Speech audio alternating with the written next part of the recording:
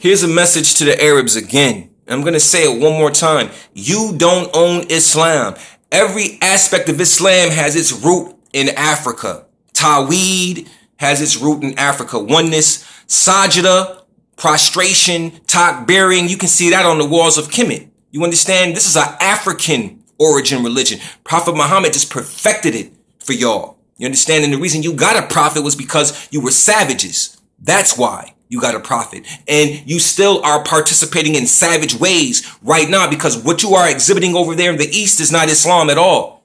That's murder and terrorism. That has nothing to do with Islam. And your interpretation of Islam using fundamentalist Wahhabi and Salafi doctrine, extremist doctrine, is the problem. That's not Islam. This has taken a new shape and look since 1930. We have begun to see this nonsense that you are espousing, that many of you espouse, this nationalism that you espouse and try to throw on other people and try to attempt to say that Islam belongs to you.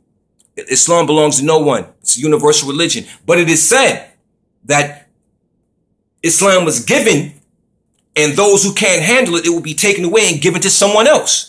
So that's something to think about, because we know you in the East can't handle it, Mr. Arab. Surah 997 in the Quran tells you exactly about you. You understand? And this is not for all Arabs. This is just for those who espouse this particular Arab nationalism.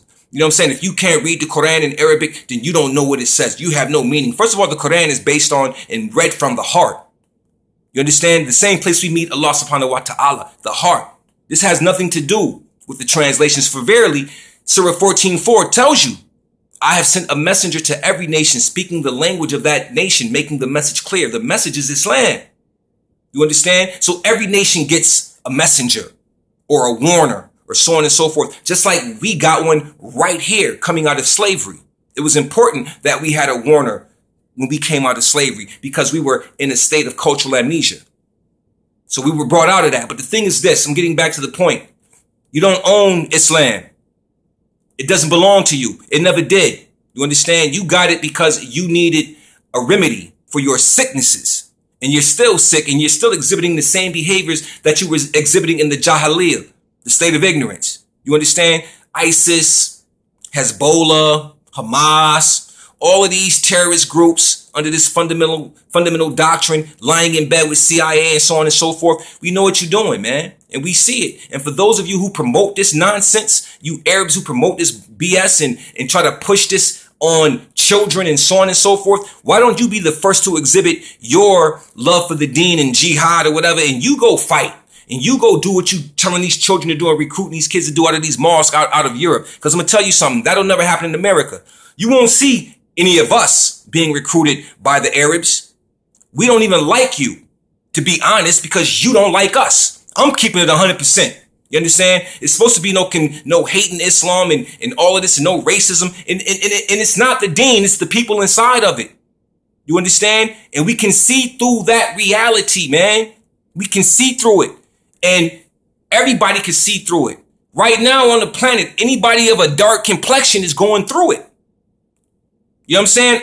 Iran got people who look like Africans who are going through it. Libya, they went through it from the Arabs. You know what I'm saying? Those brothers and sisters in Papua New Guinea going through it from the Indonesians who are Muslims. You understand? But look at who they killing, because even they have been taught that Bilal nonsense, that anybody who's dark is a slave, more or less. This is what you're seeing all over the planet. It happens right here in America. Same old thing. You understand? So Islam doesn't belong to you. It can't belong to you. You understand? It's been taken away from you. It's not yours. It doesn't belong to you. You don't own it. You have no power in it. And you're continuously trying to destroy those who have their own cultural expression of the deen. Like I said before, Prophet Noble Drew Ali came to us in 1913. There were Muslims and Muslims all over the place at that particular time, but none of them came to our people. Why? Why? Because it would have been breaking prophecy and it would have been breaking divine law, because every nation gets a messenger that looks like them, that comes from amongst them, that's raised from amongst them, not somebody coming from somewhere else to come to you and bring you a message. How could they do that when they don't know the ills or the atrocities that you were raised under? They don't understand. They don't have the remedy because they wasn't raised under the sickness. You understand what I'm saying? So that's how that works. That's how it works. So after he left, then here comes all of the Arabs trying to correct what the Prophet brought to us. But you couldn't, because he brought something much more higher than the orthodox aspect of what you call Islam. You understand? He brought the science of the heart, something that you don't understand right now in Islam. You dudes is doing the mumbo jumbo over there in the East, man. You know what I'm saying? Y'all doing the mumbo jumbo and you trying to make it watered down this way. You understand? When y'all come to America, what do? You open up corner stores and you sell pork and alcohol and tobacco, you know, and you indulge in it also. So who's the hypocrites? And then when we call you on it, you want to say, oh, brother, what mosque? Or where do you go to? Or brother, or who's your sheikh? Or how long you been studying the deen? And they ask you these questions to try to divert you from what's happening in their stores.